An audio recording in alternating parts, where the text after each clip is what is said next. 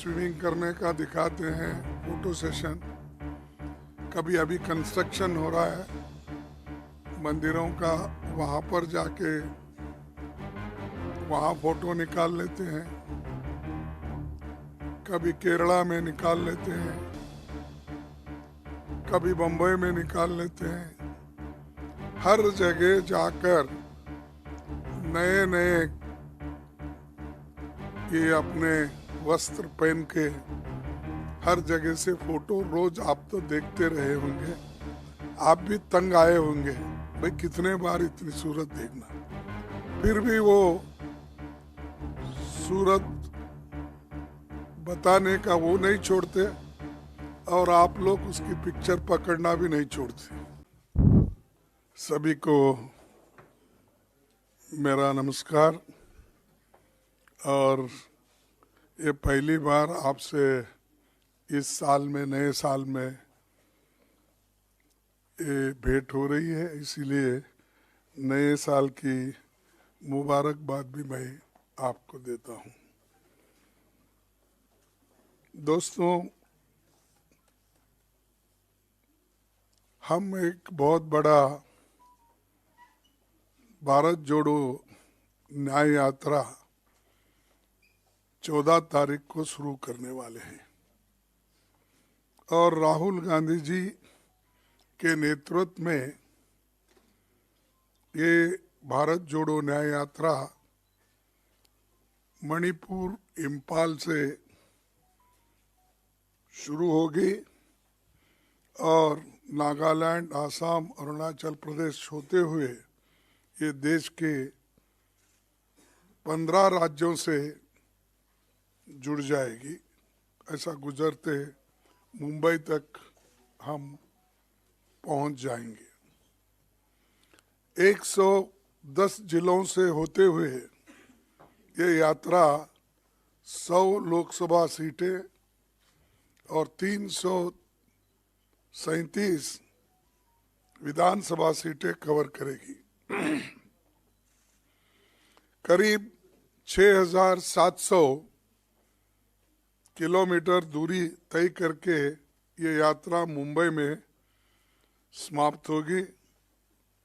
जयराम रमेश जी ने यात्रा के बारे में विस्तार से हमारे पदाधिकारियों की मीटिंग ली है, सबको ये सारे चीज़ें बताए हैं, कहाँ किस वक्त हमारे मीटिंग्स होंगे और हम किस किस जगह पब्लिक मीटिंग करेंगे, इसका सारा विवरण वो देंगे और वो अपने जितने भी स्टेट से गुजरता है उनको भी बुला के उन्होंने मीटिंग ली है। भारत जोड़ो न्याय यात्रा देश के सामाजिक, आर्थिक और राजनीतिक तीनों विषयों, देश के बुनियादी मुद्दों पर हम ये यात्रा निकाल रहे हैं। मई महीने से मणिपुर में जो मणिपुर में दुर्भाग्यपूर्ण घटना घटी और घटती रही, पर रात दिन मोदी जी कभी समंदर में वहाँ पर जाके या स्विमिंग करने का दिखाते हैं फोटो सेशन। कभी अभी कंस्ट्रक्शन हो रहा है मंदिरों का, वहाँ पर जाके वहाँ फोटो निकाल लेते हैं। कभी केरला में निकाल लेते हैं, कभी बम्बई में निकाल लेते हैं। हर जगह जाकर नए नए ये अपने वस्त्र पहन के हर जगह से फोटो रोज आप तो देखते रहे होंगे, आप भी तंग आए होंगे भाई कितने बार इतनी सूरत देखना। फिर भी वो सूरत बताने का वो नहीं छोड़ते और आप लोग उसकी पिक्चर पकड़ना भी नहीं छोड़ते। तो ऐसा आज लोगों को ये हो गया कि भाई क्या है, कोई एक भगवान का दर्शन के जैसा रोज उठते ही उन्हीं का। लेकिन ये महापुरुष मणिपुर क्यों नहीं गए, जहां लोग मर रहे हैं, जहां महिलाओं को रेप किया जा रहा है, जहां लोग ठंडी में मर रहे हैं, वहां उनकी हाल चाल पूछने के लिए वो जा रहे नहीं। क्यों? क्या वो देश का हिस्सा नहीं है? आप लक्षद्वीप में जाके पानी में ठहरते हो, क्या आप मणिपुर जाकर लोगों को समझा नहीं सकते? आप पूरी सत्ता आपके पास है, आप तो यही कहते हैं मेरे को इस भारत देश में मैं अकेला ही ऐसा हूं, मेरे को कोई अपोजिशन भी रोक नहीं सकता। यही उनकी बात है। मैं तो नहीं, पार्लियामेंट में उन्होंने कहा एक मोदी बस सारे अपोजिशन को, उन्होंने ही कहा, मैं नहीं कहा। तो जब एक मोदी ही बस है सबको, तो जाओ भाई मणिपुर में जाकर देखो क्या हाल है, क्यों ऐसा हो रहा है, देश का हिस्सा है वो, और कितने दिन ऐसा ही आप इसको ये करेंगे। इसीलिए जनजागृति करने के लिए ही हमने ये अपना ये निकाल रहे हैं, ये यात्रा। जो आपको भी मालूम है कि पहले जो हमारी भारत जोड़ो यात्रा थी, तो सारे लोग उसमें आए थे, कन्याकुमारी से कश्मीर तक हुआ, और अब इम्फाल से लेकर बम्बई तक होने जा रहा है। तो ये राष्ट्रीय समस्याओं को जो गैर जिम्मेदारी से, असंवेदनशीलता से काम कर रहे हैं, ये ठीक नहीं है। और इंसान भाई, कंपैशन तो होता है किसी के पास, लेकिन शायद कंपैशन मणिपुर के बारे में वो दिखाना नहीं चाहते। और राष्ट्रीय चर्चा, संवाद, ये सारे चीजें राहुल जी के यात्रा में होंगे, जैसा पहले भारत जोड़ो यात्रा में हुए थे।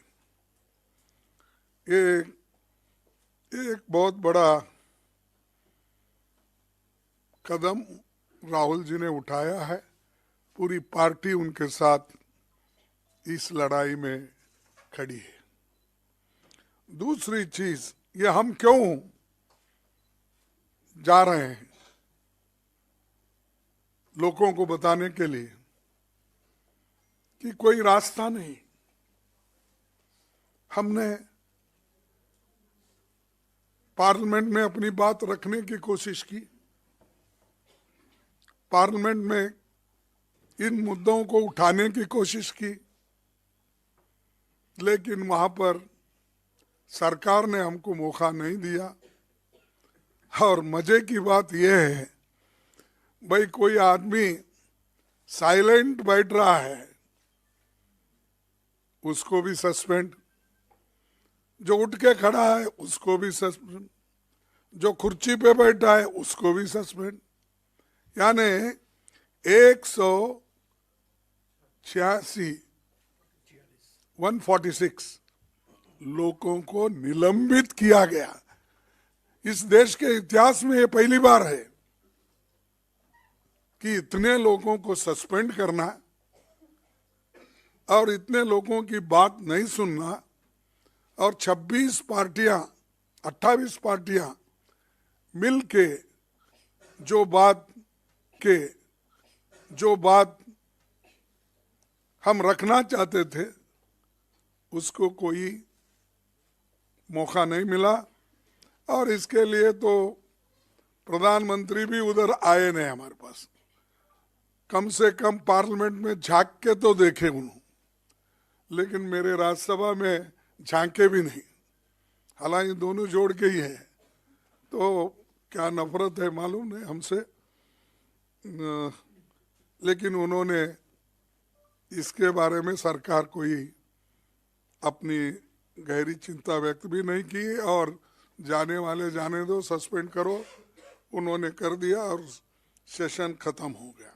इसीलिए अब हम लोगों को ये बताने भी जा रहे हैं, और जो एनजीओस है, जर्नलिस्ट है, किसान है, छोटे मोटे व्यापारी है, दलित है, और पिछड़े हुए वर्ग के लोग हैं, और इंटेलेक्चुअल्स है, और जो ट्राइबल सेक्शन, ये सब लोग जुड़ जाते हैं रास्ते में और मिलते हैं। एक एक पॉइंट पे हमारी जो स्पीच होगी, जो बात होगी, वहाँ भी हम बताएंगे और लोगों की तकलीफ भी सुनेंगे, क्योंकि सिर्फ ये हमारी बात कहने के लिए नहीं, दूसरों की बात सुनने के लिए भी ये प्लेटफॉर्म यूज किया जाएगा। और ये जो है हमने शुरू किया है, एक बहुत अच्छी बात है, और आपका भी कोऑपरेशन ज़रूरी है। आपके बगैर तो आप हमारे लिए ऑक्सीजन है, क्योंकि आप ज़्यादा अगर सपोर्ट नहीं करेंगे हम आहिस्ता आहिस्ता ख़त्म हो जाएंगे। इसीलिए मैं चाहता हूँ कि आपकी भी जो सपोर्ट है, ऑक्सीजन है, वो देते रहेंगे, और डेमोक्रेसी को जिंदा रखने के लिए, संविधान को जिंदा रखने के लिए ये ज़रूरी है। और संविधान ठीक है तो आपका भी फ्रीडम ऑफ स्पीच, एक्सप्रेशन, ये सब टीवी गीवी चलेगा, लिखना पढ़ना चलेगा, नहीं तो आपको भी आहिस्ता आहिस्ता से मुंह बंद कर देंगे। फिर बाद में सिर्फ मुंह बंद करके सिर्फ लिखना पड़ेगा, वो भी फिर बाद में हाथ भी आपको बंद करवाएंगे, पेन भी। तो ये मेरे सबके लिए एक ये है, तो आप इस पर ध्यान लीजिए। और जो क्रिमिनल एक्ट उन्होंने पास किया 3, आज वकील भी परेशान है, दूसरों का तो छोड़िए, उधर वकील खुद परेशान है, कैसा प्रोनाउंस करे, क्या क्या करे, एकदम इसको कैसा पटरी पे लाए, ये उनको भी समझ में नहीं आ रहा। लेकिन और एक, इसके पहले तो किसानों के बिल लाए, फिर वापस लिए, और लेबर्स का हाल पूछो मत। मैं अच्छा जानता हूं कि लेबर के लिए तो इस सरकार में कोई जगह नहीं है। प्रोविडेंट फंड कोई पुराने लोगों के नाम से वो एनरोलमेंट कराते हैं, इतने एम्प्लॉयमेंट हमने दिया है। ईएसआई की वही हालत है। और जो पहले कानून थे, रूल्स रेगुलेशन, हर चीज बोनस, उसमें कोई उनको इंटरेस्ट नहीं है। जो आजादी के पहले बने हुए कानून लेबर के थे वो भी निकाल लिए। कॉन्स्टिट्यूंट असेंबली से पहले जब डॉक्टर बाबा साहब अम्बेडकर तो वाइसरायज इसमें एग्जीक्यूटिव मेंबर थे लेबर डिपार्टमेंट के, उन्होंने बनाए सो कानून भी अब इन्होंने निकाल दिया। आजादी के बाद जो आए थे वो भी निकाल दिया। तो आखिर में क्या हमारे एम्प्लॉयज को बॉन्डेड लेबर करना चाहते हैं?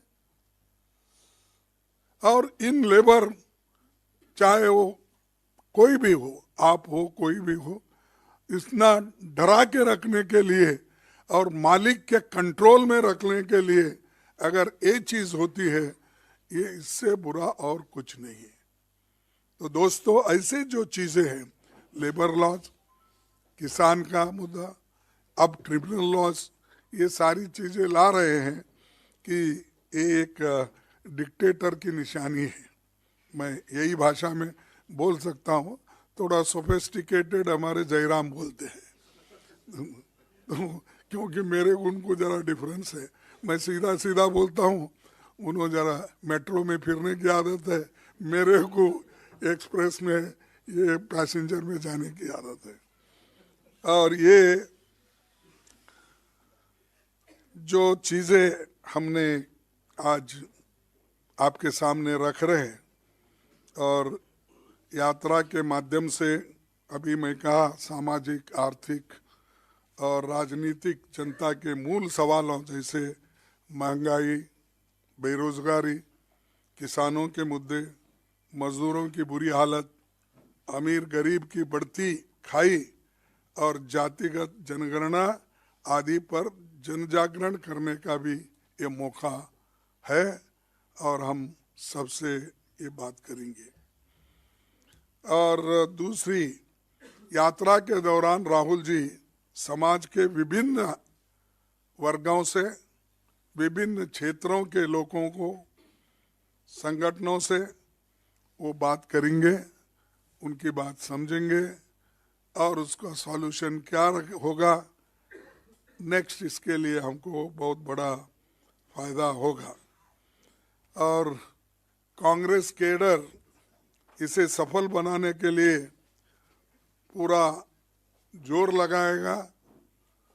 हमने इंडिया गठबंधन के नेताओं और साथियों और विभिन्न राज्यों में कांग्रेस पार्टी से संबंधित मित्र दलों, सिविल सोसाइटी के भारत जोड़ो न्याय यात्रा में शामिल होने के लिए आमंत्रित किया है।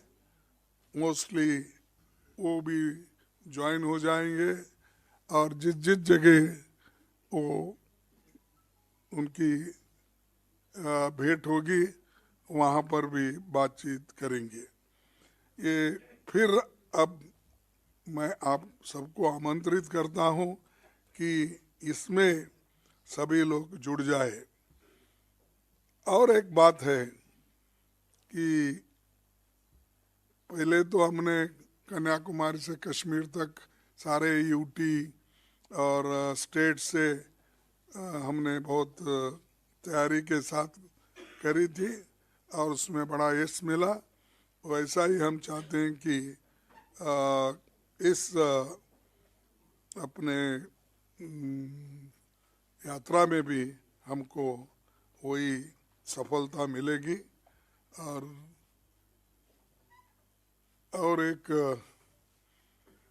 मुद्दा है, देखो आज देश में दूसरी चीज भी है, ये तो हमारे कार्यक्रम के साथ साथ आपको दूसरा भी बोलूंगा। खुले आम बीजेपी सरकार ईडी को, सीबीआई को, इनकम टैक्स डिपार्टमेंट को और दूसरे छोटे मोटे एजेंसीज को भी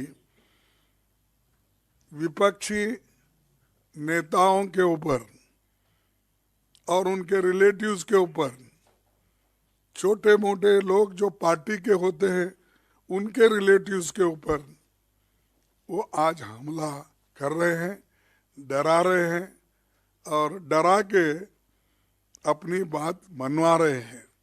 और ये एक बहुत ताज्जुब है कि एक आदमी को आप कलंकित कहते हो, ये ठीक नहीं है। किसी को कांग्रेस वाले को पकड़ लिए, कहाँ कहीं टीएमसी वालों को पकड़ लिए, किसी टीडीपी वालों को पकड़ लिए, किसी आप आदमी किसी को भी पकड़ लो, आप तो उसको किसी न किसी केस में डालते हो। डालने के बाद अगर वो आदमी आपके पार्टी में ज्वाइन होता है वो क्लीन हो जाता है। इतनी बड़ी ड्राई क्लीन फैक्ट्री शाह साहब के पास है, हमारे पास कलंकित, उनके पास जाते ही वाइट, प्योर वाइट बन जाते हैं। ये कैसा होता है? ये न्याय की बात करते हैं आप एक जो बात करते हैं कि हम बहुत क्या है, क्या कहेंगे वो, हम बहुत स्वच्छ हैं, निष्कलंक है, ये बात करते हैं। अगर ये क्यों कर रहे हैं आप? कहाँ अगर आपको 2-4 MLA कम गिरे उनको उठा लेके जाते हो, केस डालते हो, फिर वो सरकार क्लीन हो जाती है। ऐसी अगर हुकूमत चली, ऐसा ही देश चला है, तो क्या होगा कि जो जनता से चुन के आते हैं, आप उनको खरीद फरोख्त करके डरा धमका के अगर शामिल कर लेते हैं तो क्या अच्छी बात है ये? तो इसीलिए आप सबसे यही चीज मुझे बोलना था। और मोदी जी ने तो संविधान को कभी माना ही नहीं। शायद उनका वेट एंड सी लिस्ट होगा, क्योंकि आने वाले दिनों में उन्होंने नागपुर के आदेश से जो काम करते हैं वो उसी के ऊपर उनका ध्यान केंद्रित होता। इस संविधान को संविधान नहीं मानते, क्योंकि जो नागपुर का संविधान है उनका उसी को मानते हैं। तो इसीलिए हम आज जस्टिस, लिबर्टी, इक्वालिटी, फ्रेटर्निटी की जो आज एक धज्जे उड़ाए जा रहे हैं और बुरी तरह से ये प्रभावित हुई है, ये हमारे संविधान के प्रेम्बल को हम बचाना है, दोबारा इसको मजबूत बनाना है। इसीलिए ये यात्रा भी जरूरी है। तो मैं इससे ज़्यादा कुछ कहना नहीं चाहता। एक ही अपनी बात रखूंगा कि इस जो न्याय का मुद्दा है, भारत जोड़ो न्याय का मुद्दा है, या ये इस मुद्दे पे हम आगे बढ़ेंगे। हर व्यक्ति को इसमें हिस्सा लेना चाहिए, यही मेरा अपील है। इतना ही कह के मैं अपने 4 शब्दों को ख़त्म कर दूँ। शुक्रिया खड़गे जी। मैं अभी कांग्रेस अध्यक्ष से गुजारिश करूंगा कि भारत जोड़ो न्याय यात्रा का जो प्रतीक चिन्ह है और भारत जोड़ो न्याय यात्रा का जो मुख्य नारा है वो आपके सामने और आपके द्वारा देश के सामने रखेंगे।